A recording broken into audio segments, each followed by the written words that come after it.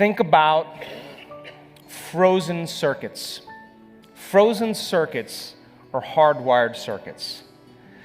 The more profound the insult to the person that is connected to a strong emotion, the more the brain freezes circuitry. The more we think about the experience, the more we fire and wire the circuits in our brain. Yes or no? And the more we remember the event, the more we produce the emotions that are associated with it, and we're conditioning the brain and body further into the past. Yes or no? Yes.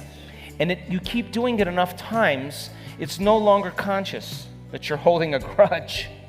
It's no longer conscious that you're stuck. It's now you're seeing everybody through the lens of that experience, and everybody's a betrayer. Everybody can't be trusted. Everybody is that same person. You're overlaying the memory of your experience into reality. You're not seeing it the way it is. You're seeing that person wearing the mask of the last person. That's the lens that we're perceiving reality. Are you with me still? And so then anything in your life that becomes remotely close to it based on your limited perception triggers the emotion in the network, and you're back in your past and you're acting like you were when it happened. Are you with me still? And so then the person says, I'm not that person. And you say, oh no, I know, I just had this event in my past and I'm sorry. And then it's excusable, but then here it happens again.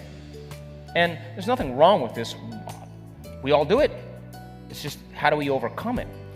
So then you're sitting and doing the work, and you're moving energy up those centers. You're releasing the life force into your brain. You are blessing those centers and taking a scoop and moving it all the way up and releasing it all the way up into the field. You're opening the channel.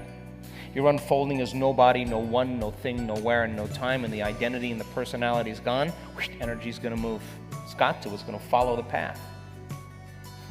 You're opening your heart. Once it gets to your heart, it's going to make its way all the way up. And when you feel love and compassion, when you feel true kindness and care, it's hard to hold a grudge.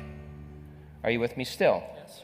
So then from a quantum physics point of view, you have that person always in the back of your mind, right? You have the event and the memory rolling around back there, because the very thing that you don't want to have happen, you're already preparing for emotionally. Are you with me still? Yeah. So then from a quantum perspective, you are actually, as a creator of reality, holding yourself hostage because of that person. And you are holding them hostage because of that experience. And you have an energetic bond that's connecting you to them. And you're sharing the same energy. And so then you're using each other to reaffirm whatever that energetic agreement is. Are you with me still? So then when you forgive someone, it's because there's been a strong change in your emotional state. Because the emotion is what's keeping you energetically bound to them or to more than one person. And so then once you start lowering the volume to that emotion and the body starts liberating energy, and you're calling your energy back to you, because the lower the volume of the emotion, the less you're going to pay attention to that person, there comes a moment where there's a snap, there's a release. The energy is broken. And once it's broken now, all of a sudden you free yourself. And you free them. And this has happened to me in my life. That people show up 10 years later completely changed and so humble and so asking for forgiveness just because they had transformed, and I let them go. So then forgiveness from a quantum perspective and a neurophysiological perspective is just taking your attention off them. That's all it is. And when you start getting happy with yourself and you start feeling those elevated emotions because you're striving for that, you wouldn't trade this for the grudge you were holding because this feels too good. Are you with me still? Now, once that heart opens up and you start having energy in the center, and it's releasing 1,300 to 1,400 different chemicals that begin to restore and regenerate the body. The body start getting a lift of energy. Once it makes its here, now you're going to see that track sending in energy to the brain. The heart acts as an amplifier to boost the brain. Are you with me still? So then once the energy starts making its way into the brain, once the heart starts to open, we've measured this with our students, they have oxytocin levels rise. Once you start feeling oxytocin, when you feel more love, then you feel the grudge. So then you think, why would I want to give this up for that person? That's called forgiveness. You don't have to try to do it. It just is a side effect of your personal transformation. And oxytocin then, when it's released, rushes right into the amygdala, the survival center of the brain, and the research is outstanding. And the first thing it does is it fits in the same receptor sites as fear, and it lowers the volume to fear and anxiety. It shuts the lights out for aggression and anger and hostility, and it cools the circuits off for suffering and pain, and the only thing you can feel is a love for life, and that's when you're free. Now, the practice of forgiveness, matter to matter, you can do it, but it takes a long time and a lot of work. And then you forgive, and then you're like, I don't want to forgive him. Halfway forgive him. And just never really authentic forgiveness. Do you understand?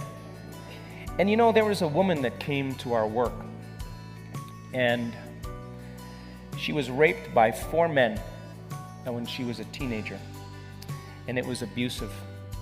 And she had severe night terrors, severe